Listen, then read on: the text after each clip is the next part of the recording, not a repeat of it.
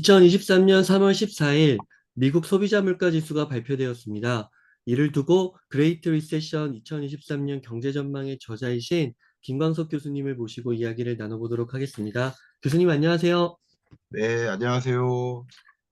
예, 교수님 몸 좀 괜찮으신가요? 예, 몸이 조금 나았고요. 저는 나았는데, 참고로 우리 웅달님이 오늘, 몸이 안 좋아가지고 오늘 하루 일정 다 취소했는데, CPI만큼은 또 우리 구독자님들하고 약속을 했다고, 음, 진짜 오늘 낮 일정 다 취소하고 CPI만큼은 해야 되겠다고, 여러분, 같이 이 컨텐츠 기획하느라고 참여해 주시고 계세요. 많이 좀 응원해 주시길 부탁드립니다. 아, 저는 교수님. 많이 나았고요. 네, 코가 이제 반만 막힌 상황, 이렇게 됩니다. 네. 예, 그 교수님 그 영상 올라가고 나서 일요일에 그 네, 실리콘밸리 은행 그 즉시 분석해 주신 다음에 네. 정말 많은 구독자분들이 걱정 많이 하시더라고요. 교수님 건강 챙기시라고 먼저 네. 방송 안 해도 된다고. 아, 제가 막 이렇게 약골이어가지고 감기 걸린 게 아니라, 네, 제가 주말에 이제 테니스를 쳐요. 네, 근데 일요일 날 막 테니스를 치면 제가 너무 열심히 또 테니스 쳐서 온몸이 막 땀에 흠뻑 젖어요. 근데 꽃샘추위가 찾아와가지고 이게 감기가 확 오는 거죠. 몸이 얼면서. 네, 그래서 그런 겁니다. 예. 예. 본론으로 빨리 들어가시죠. 네, 아유, 그래서 교수님께서도 병원 갔다 오시고 약 드시고 이거 방송 네. 계속 하시고 또 다른 스케줄 소화하셔야 되니까요. 예. 고생 많으십니다, 교수님. 아니요, 아니요. 예, 여러분들 많이 응원해 주셔서 오히려 감사한 마음입니다. 예. 네. 예, 교수님 그러면 본론으로 들어가서 질문 드리겠습니다. 네. 2월 CPI가 발표되었는데요. 총평 한번 부탁드리겠습니다. 일단 총평은 CPI라는 관점에서 좀 나름 한시름 놓았다. 그래도 시장이 기대하던 CPI 물가 상승률에 부합하는 숫자가 나왔고 CPI뿐만 아니라 근원 CPI도 시장이 기대에 정확히 부합하는 숫자가 또 나왔다. 그런 면에서 이 정도면 상당히 물가 안정세가 진전되는 모습이라고 평가 내려질 수 있고요. 상당 부분. 그렇기 때문에 조금 더 뭐 빅스텝은 절대 안 되고 베이비 스텝조차 뭐 굳이 필요하냐 하는 오, 금리 동결론이 상당히 부상하지 않을까 와, 뭐 그런 생각을 좀 하게 됐습니다. 그게 제 총평이라고 볼 수 있겠습니다. 네. 와, 교수님 그 빅스텝을 논한 게 한 1, 2주 전이었던 것 같은데 이제 금리 맞아요. 동결까지도 이렇게 상황이 바뀌네요. 네, 그렇습니다. 그 금융 불확실성 때문에 그렇죠. 그 부분 음, 좀 이따 더 자세히 말씀드리도록 하겠습니다. 네. 예, 교수님 그 본론에 좀 들어가기에 앞서서 이렇게 네. 우리들이 이렇게 CPI 발표에 주목하는 이유 한 번 더 짚어주시면 좋겠습니다. 네, CPI 발표는 결국 이제 계속 파월의 의사결정 그 자체가 결국 금리를 인상할지 아니면 그냥 동결할지 인상하면 베이비 스텝으로 인상할지 빅 스텝으로 인상할지 그 부분에 대한 궁금함이 굉장히 많죠. 더군다나 얼마 전에 상원 의원 그 청문회 과정에서도 표현을 했었는데 그 부분을 살짝 먼저 보여드리고 가겠습니다. 그때 가장 인상적이었던 그 표현이라고 할까요? 이거죠. 어, 디스인플레이션의 어떤 사인이 거의 없다. 제가 가장 인상 깊게 남았던 그 표현인데요. 이랬었기 때문에 상대적으로 조금 더, 좀 디스인플레이션의 사인을 좀 보고 싶은 니즈가 있겠죠. 고용지표 같은 경우 그렇게 나왔고 또 금융불확실성 이런 변수들이 또 등장해서 금리 인상이 상당 부분 부담이 되는 그런 시점인데 만약에 물가가 확실히 잡히지 못하면 여전히 베이비 스텝이라도 금리 인상해야 된다라는 그 시장의 기대가 강할 겁니다. 그럼에도 불구하고 이 CPI가 상당 부분 그래도 잡혔기 때문에 그래도 적당한 수준의 금리 인상만 해도 되겠다라는 그런 판단 같은 거 결과적으로 이런 CPI 결과 이 물가 여부에 따라서 또 소위 금리의 결정 향방이 주어지고 그것이 결국 시장에 영향을 미치기 때문에 CPI 발표에 많이 주목하는 모습이다. 이렇게 해석해 볼 수 있겠습니다. 네. 교수님께서 지난 12월, 1월까지 연속으로 그 물가 정점을 찍었다고 분석을 해주셨습니다. 네. 이번 결과는 좀 어떻게 보시는지요? 네. 그럼 물가 정점론 혹은 디스인플레이션에 대한 제 진단을 좀 지금부터 하나 상세히 보여드리도록 하겠습니다. 제가 이번에 시장의 기대치에 부합하는 물가 상승률이 발표됐기 때문에 이 부분은 업데이트할 일이 없었습니다. 그러니까 시장이 6.0%로 기대했는데 시장의 기대치에 부합하는 그 물가 상승률이 발표가 되었고 또 지난달 물가 상승률 6.4%보다도 상당 부분 떨어졌다. 사실 1월 달 물가 상승률이 12월 물가 상승률보다 그냥 0.1%포인트 정도밖에 안 떨어져서 좀 불안한 감이 있었고, 얼마 전에 PCE 저랑 발표했었는데, 분석했었는데, PCE 같은 경우도 다시 올라서 좀 불안함이 있었습니다. 디스인플레이션의 사인이 명확하게 나타나지 않는다, 이렇게 생각했는데, 그래도 6.0%로 떨어져줘서 시장이 기대하는 수준, 나름의 환호하는 모습이 있지 않을까 생각이 됩니다. 어쨌든 물가가 9.1%를 정점 찍고 상당 부분 떨어져 줬다. 그러나 여전히 금리 인상을 해야 된다라고 판단하는 이유는 우리 훈련이 됐죠. 이게 아니라 이거죠. 떨어졌지만 여전히 목표하는 물가 2%에 부합하지 않기 때문이다. 2%라는 목표 물가에 부합하려면 아직도 갈 길이 많이 남았다. 예를 들어서 9.1에서 6.0까지 가는 그 정도의 여정이 또 여전히 남아있다. 이렇게 또 어, 생각해 볼 수 있겠죠. 그러니까 그냥 물가만 봤을 때는 금리를 동결할 수가 없는 입장인 거죠. 여전히 금리를 추가적으로 인상해야 되는 상황에 놓여져 있다. 이렇게 판단할 수 있죠. 그 다음 또 다른 지표가 지난달 물가 상승률이 6.4%였고 이번 달 발표된 물가 상승률이 6.0%니까 그래도 기록을 봤을 때는 지난달보다 많이 떨어졌고요. 또 그 다음 식료품 물가도 떨어졌고 에너지 물가도 떨어졌고 식료품 물가와 에너지 물가를 제외한 나머지 물가 바로 근원 물가 상승률도 시장의 기대치가 네. 5.5%였거든요. 기대치에 부합하게 떨어졌고 음, 역시 지난달보다도 떨어진 것이고 이 정도면 상당 부분 시장이 뭐 박수 칠 만한 우리가 원하는 숫자가 나와줬다라고 그래도 뭐 그거 기대보다도 더 떨어졌으면 좋았겠지만 그래도 기대에 부합하는 수준으로라도 떨어졌으니까 어느 정도 환호하는 그런 결과가 아닐까 이런 생각을 해봅니다. 그다음 앞에 말씀드렸던 것처럼 그런 물가 상승률도 5.5%로 떨어졌는데 그래도 상당히 떨어지는 속도를 유지해 나가고 있다. 이렇게 판단할 수 있겠습니다. 이 점도 환호할 만한 거고요. 그 다음 얼마 전에 발표됐었던 오늘이 아니죠. 얼마 전에 발표됐었던 기대 인플레이션율마저도 지난달에는 2.7이었는데 2.6%로 1년 기대 인플레이션율이 또 2년 기대 인플레이션율도 2.5에서 2.4로 떨어졌으니까 기대 인플레이션율도 확실히 잡혀가고 있구나. 뭐 여러 가지 예. CPI 잡혔고 기대에 부합하고 근원 물가도 잡혔고 그 기대에 부합하고 또 역시 기대 인플레이션율도 잡혀가고 있고 어, 이런 것들은 상당히 기대되는 모습이다라는 거죠. 다만 제가 지금 말씀드린 것을 제가 좀 요거 분석하느라고 시간이 걸렸어요. 다른 나머지 지표들은 엑셀에 그냥 숫자만 기록하면 되는데 이건 이제 기여도를 계산하는 거라 좀 계산 산식에 어, 막 이것저것 넣느라고 좀 시간이 걸렸어요. 자, 이거 설명드릴게요. 물가 상승률이 정점 찍었을 때가 22년 6월이죠.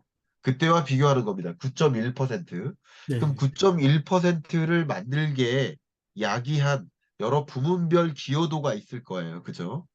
그러면 그 기여도를 본다면 식료품 물가가 있고 에너지 물가가 있는데 보시는 것처럼 식료품 물가 같은 경우도 뭐 확실히는 아니지만 많이 잡힌 거예요. 그리고 특히 뭐가 잡힌 거예요? 에너지 물가가 많이 잡힌 거예요. 그러니까 에너지난이 많이 해소됐다. 그래서 이게 물가 상승률이 떨어져 준 건데 기여도를 본다면 이번에 6.0%까지 떨어져 줬지만 사실 근원 서비스 물가는 안 잡힌 거예요. 어, 이게 중요한 거예요. 네. 결국 물가 상승률이 9.1에서 6.0으로 나름 떨어져 준 건 사실이지만 상당 부분 에너지 물가가 떨어져 준 게 기여를 많이 한 것이고, 그죠? 9.1에서 예를 들어 3 정도가 빠지면 음, 거의 6이잖아요. 네. 거의 물론 식료품 물가나 나머지도 빠졌기 때문에 기여를 했지만 그래서 에너지 물가나 뭐 이런 거 기여한 거 빼고 나머지 근원 물가에서 근원 상품 물가가 있고 그런 서비스 물가가 있는데 그런 서비스 물가는 안 잡힌 채 더 지속되고 있다. 네. 근데 근원 서비스 물가가 왜 안 잡히느냐? 이것은 임금 상승률이다. 이런 표현을 했었죠. 왜냐하면 제품 가격의 경우, 상품 가격의 경우에는 원자재가 차지하는 비중이 높겠죠. 상대적으로. 근데 우리가 이런 컨텐츠를 만드는 서비스에는 원자재가 필요 없어요. 그죠? 어쩌면 우리의 인건비가 중요한 거예요. 어떻게 보면. 그죠? 음, 그래서 금융 서비스, 법률 서비스, 뭐 여러 가지 서비스업들은 사실 인건비가 거의 절대적이에요. 오늘도 오전에 한 은행에 다녀왔었는데 임원들을 만났었는데 그 얘기를 하니까 바로 답변을 하시더라고요. 전체 비용에서 절대적인 비중을 차지하는 게 뭡니까? 어, 인건비요라고 다 답변을 하시더라고요. 그럼 네. 인건비가 오르면 이 서비스 가격은 떨어지기가 어렵죠. 근데 최근에 인건비가 많이 올라서 그게 안 내려가는 모습인 거예요. 그죠? 이렇게 이런 모습이 전개된다. 기본적으로 고용 공급이 줄어들면 어떻게 될까요? 고용 공급이 많아요. 음, 수요보다. 네. 그러면 아무래도 인건비가 높은 일자리를 찾아갈 가능성이 높죠. 네. 공급이 많으니까. 네. 공급 초과니까. 근데 네. 일자리 공급이 막 줄어요. 음, 그러면 임금이 싼 거든 비싼 거든 다 차지하게 되겠죠. 네. 수요보다 공급이 작으면. 그러면 임금 상승률이 평균적으로 떨어지는 거예요. 음, 사실 임금 자체, 해당 일자리에 대한 인건비를 낮춰 잡는 게 아니라 여러 종류의 일자리가 있는데 인건비가 높은 일자리가 있고 인건비가 낮은 일자리가 있는데 지금처럼 공급 초과일 때는 어, 거의 대부분의 일자리가 괜찮은 일자리만 찾아가는 거예요. 나 일하고 싶은데 일자리가 많아요. 그러면 좋은 일자리를 찾아가는 거예요. 그러니까 인건비 싼 일자리는 대상이 아닌 거예요. 수요가 충족이 되지 않아요. 그러니까 인건비, 이 임금 상승률이 잡히겠습니까? 잘 안 잡히는 거예요. 그럼 임금 상승률을 잡히게 만들면 어떻게 될까요? 그렇죠. 일자리 공급을 줄여야 돼요. 그게 네. 뭐죠? 다른 말로? 경기 경기 침체의 침체. 영향인 거죠. 그래서 금리를 계속 인상해서 경기 침체를 나름 요구한다.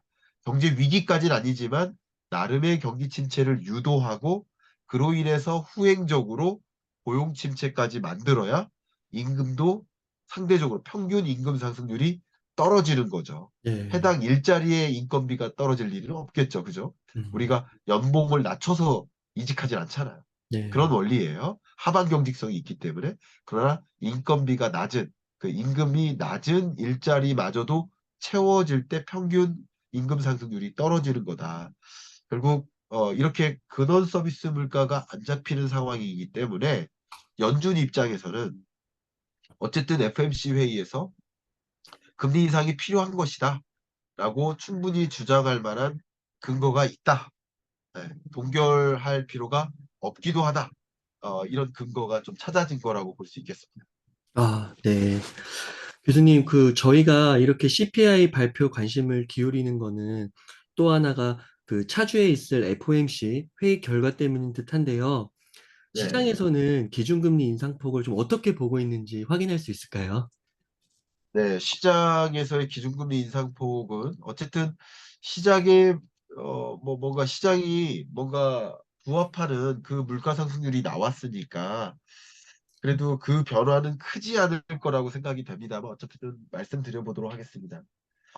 현재 우리의 기준금리, 미국의 기준금리가 상단이 0.47이기 때문에 4.75이기 때문에 지난 3월 11일까지만 해도 이렇게 베이비 스텝 할 거야라고 믿었었어요. 베이비 스텝 할 거야.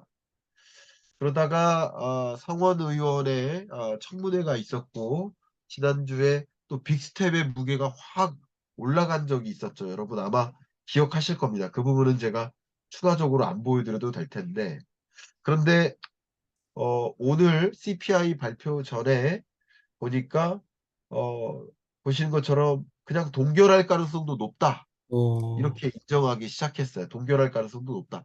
이거는 이제 우리 얼마 전에 분석했었던 실리콘밸리 뱅크의 파산으로 금융부실 가능성이 높아지니까 이러다가 금리 인상하면 안 된다. 이러면 더 금융 위기 올 수도 있다. 그렇기 때문에 동결의 무게를 나름 나타내는 모습인 거예요. 그래도 과반이 베이비 스텝에 더 무게를 뒀었던 거예요.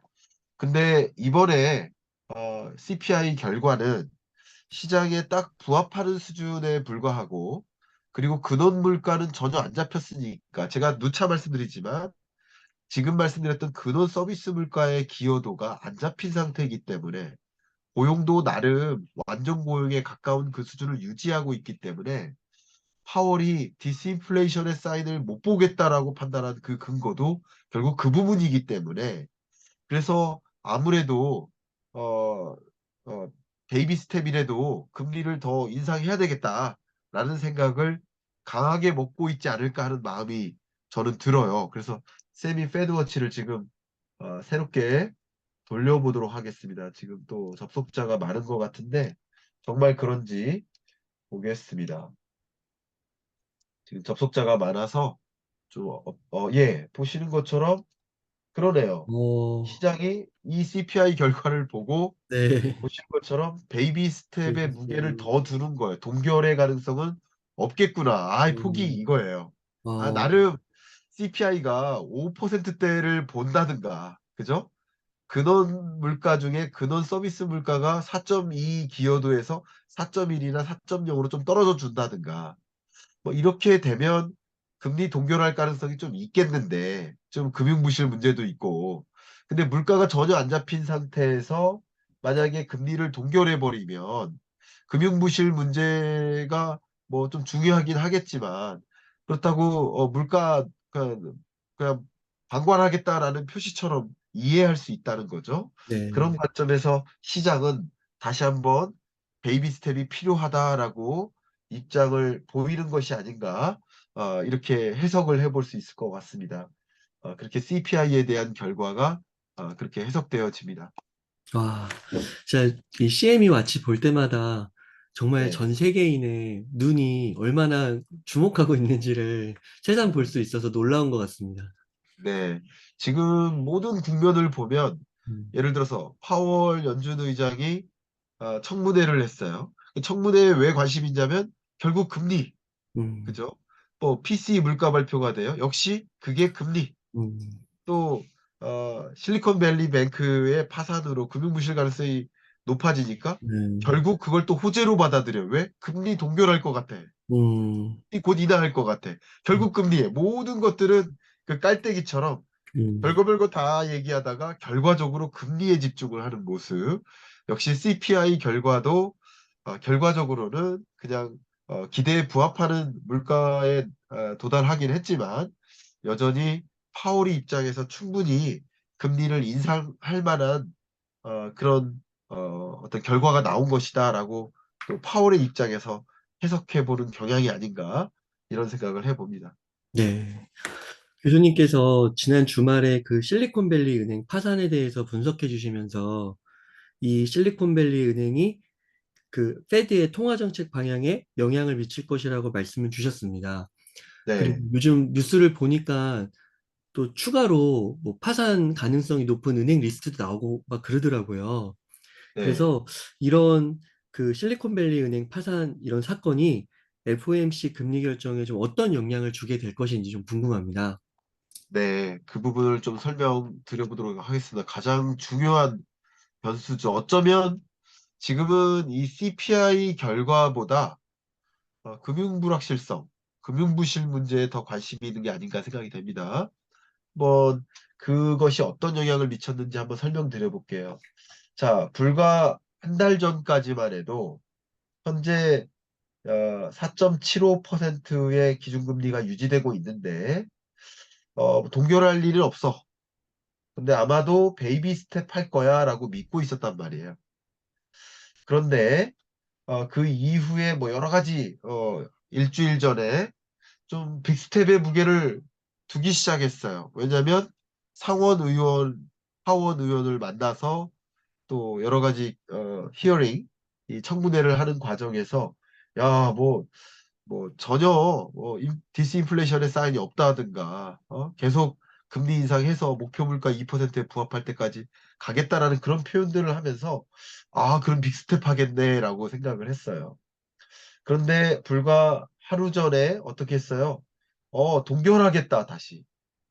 왜요? 금융부실 문제 때문에. 그죠? 실리콘밸리 뱅크의 파산과 그것으로 인해서 이것에 무게를 두기 시작했던 거예요. 그러다가 조금 더 다시 베이비 스텝 인상은 해야 되겠다라는 왜냐면 물가가 확실히 잡힌 건 아니니까 물가를 두고 긴장한 모습이다라고 보는 거죠. 금융부실에 더 신경을 쓰였다가 물가라는 것이 발표되니까 그거에 더 신경을 쓰면서 아 물가가 완전히 잡힌 그 사인은 아니네. 5%대를 찍었으면 몰라도 아직도 6%의 숫자를 기록하는 걸 보고 그런 판단이라고 볼 수 있겠습니다. 자, 근데 지금부터 제가 보여드리고 싶은 게 이거예요. 바로 금융불안 정도죠. 제가 한 가지 이 부분 강조할게요. 금융불안, 결국 시스템적 리스크로 다시 증폭되나 하는 질문이 던져지고 있는 거예요. 지금 가장 빨리 우리가 확인할 수 있는 그 금융불안의 정도를 어, 빅스 지수로 확인할 수 있을 것 같아요. 변동성이죠. 혹은 우리가 얼마나 공포감을 느끼나 그걸 보여주는 지표라고 볼 수 있는데 이 값이 근래 들어 이렇게 급등했어요. 어, 불과 한 일주일 사이 이렇게 급등했어요. 네. 이게 바로 실리콘밸리 뱅크의 파산 그리고 그것으로 여러 금융부실 위험이 전이될 가능성이 있다. 그래도 예금자 보호 제도를 이용해서 뭐 전액 예금만큼은 보상해 주겠다라고 발표를 했지만 그 이후에도 여러 다른 중소은행들에게 좀 위험이 전이될 가능성이 있고 또 예금을 맡긴 여러 예금주들이 실제 은행에 과연 돈을 둬도 되나 하는 생각으로 미국의 많은 예금주들이 각종 은행으로부터 예금 인출을 실제 하고 있어요. 그런 모습들이 나타나고 있어요. 그래서 차라리 금고에 두자 뭐 이런 식으로 의사결정을 하는 모습 그런 것들이 이제 금융불안이 계속 전개되는 거예요. 그러면 각 은행들이 유동성이 부족해지면 어떻게 할까요? 유동성이 부족해요. 근데 네. 계속 돈 가져간다고 해요.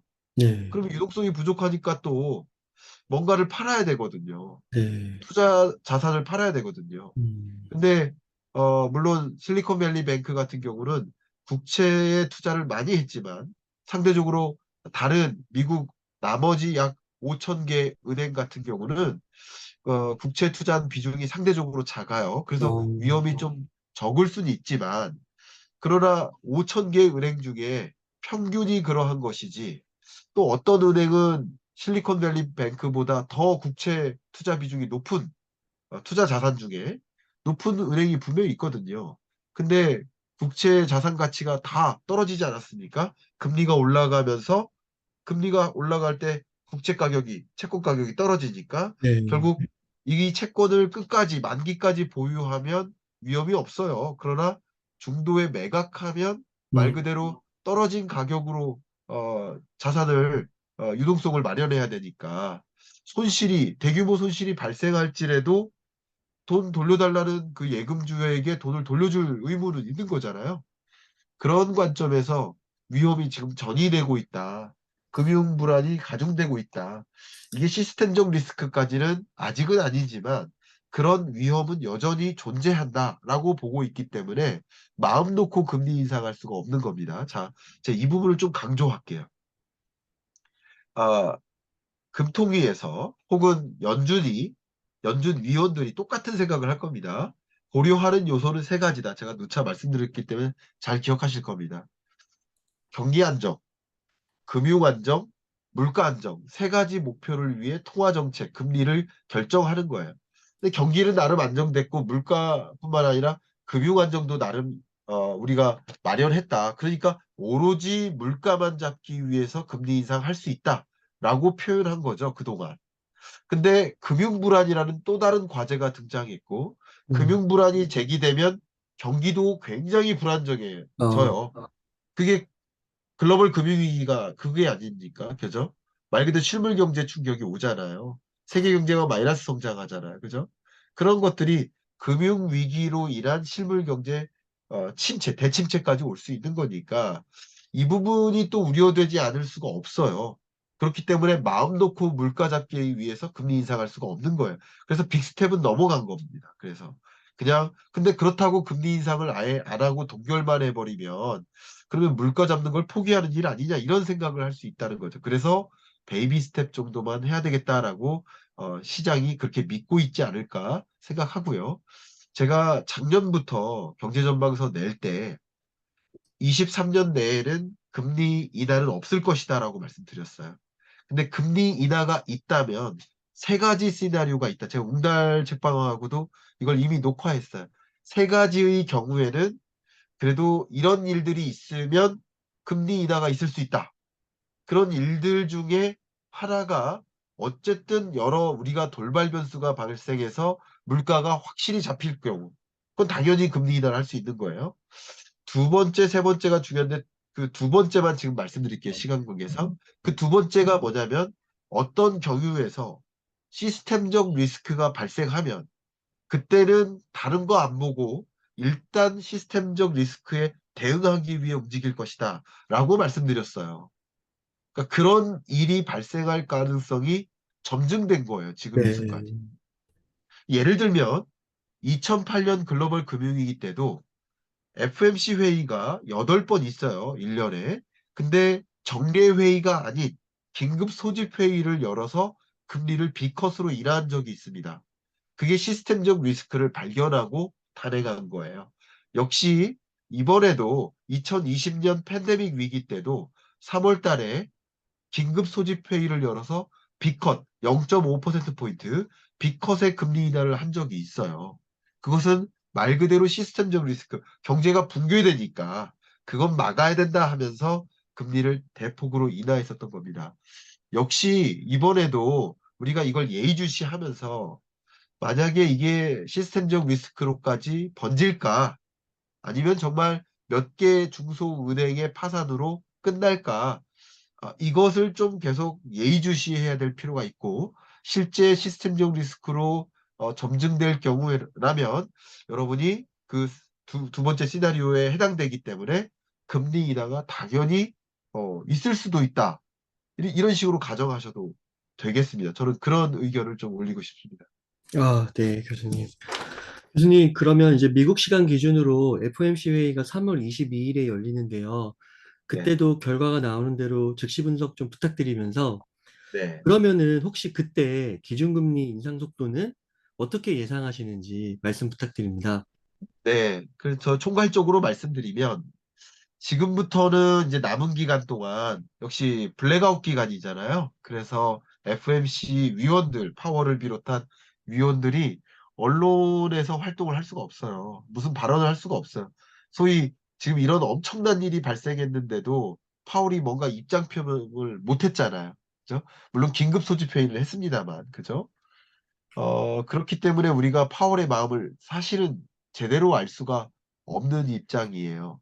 근데 어쨌든 긴급 소집 회의에 임했고 바이든이 무슨 명령서도 냈고 뭔가 이것에 적극적으로 대응하자라고 표현을 했고 이런 현상을 말 그대로 메스라고 표현했어요. 메스. 완전히 뭐라고 표현해야 되나? 메스를 한국어로 그냥 엄청나게 골칫덩어리가 생겼다. 뭐 음, 이런 뭐 골치 아픈 일이 생겼다. 그러니까 큰 문제가 생겼다 이런 뜻이에요.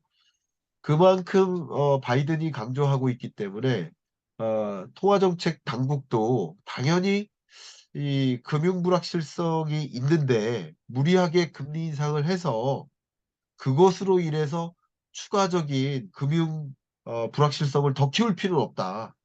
그래서 이번에는 일단 동결해 가자라는 종류의 지금쯤에는 생각을 하고 있을 거라고 생각합니다. 지금쯤에는. 어, 동결에 좀 더 무게를 두고 있다고 저는 생각을 합니다.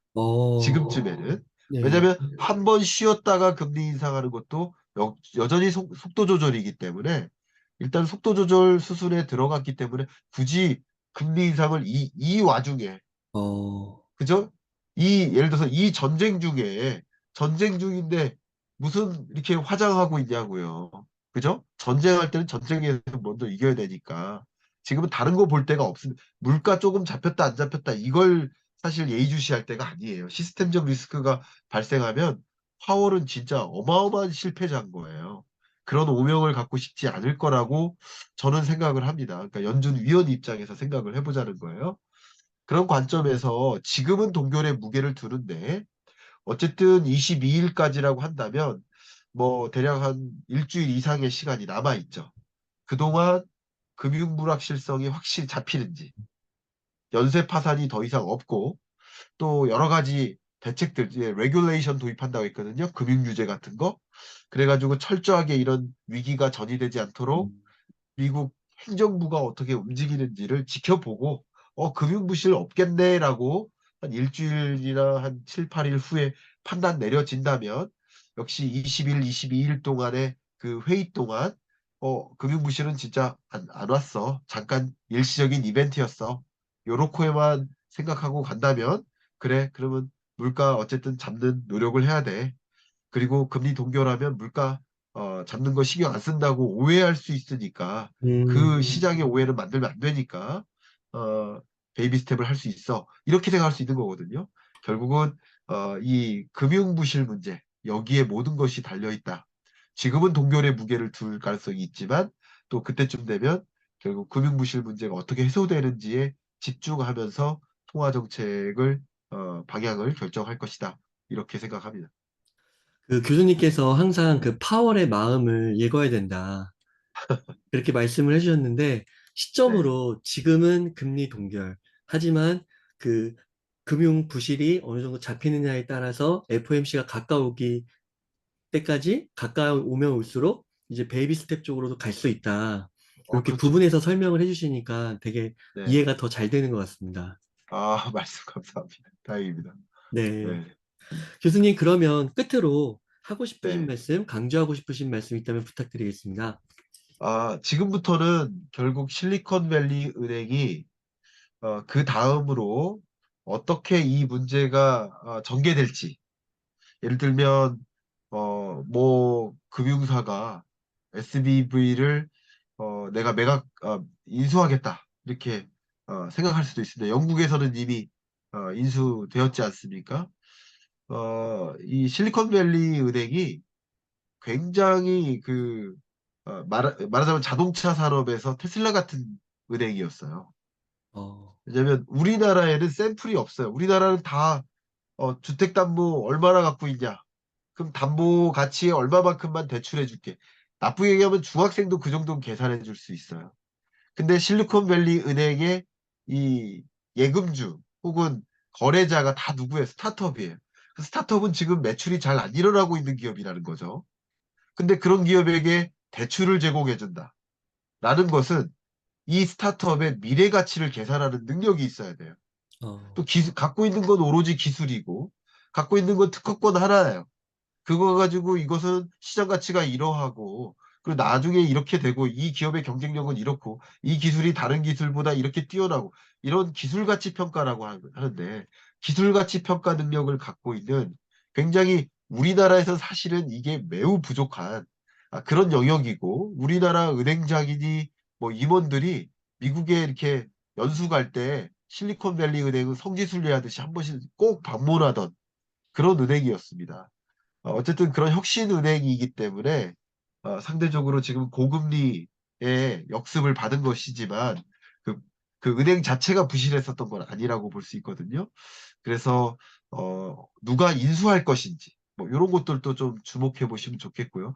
그러면 여러 가지 금융 불확실성이 해소되는 결과가 나올 수 있습니다. 그래서 어떤 은행이나 기업이 이런 부실 지금 파산 은행을 매수할 것인지 인수할 것인지 첫 번째 혹은 어떤 행정부의 대응책을 통해서 금융부실이 추가적으로 전이되지 않도록 할 것인지 이런 두 가지 쟁점을 좀 지켜보시면서 향후 통화정책 행보를 좀 가늠해 보시면 어떨까? 그러면 조금 더 FMC에서의 어떤 의사결정이 더 여러분 재미를 영화 보듯이 재미를 느끼고 이제 관찰하실 수 있을 것 같다. 이렇게 의견을 드립니다. 이 금융 불확실성의 확산 정도에 따라서, 해결 정도에 따라서 자산 시장에도 큰 영향을 미치겠네요. 그렇습니다. 예. 네. 예, 교수님, 그러면 오늘 즉시 분석 이 정도에서 마무리하도록 하겠습니다.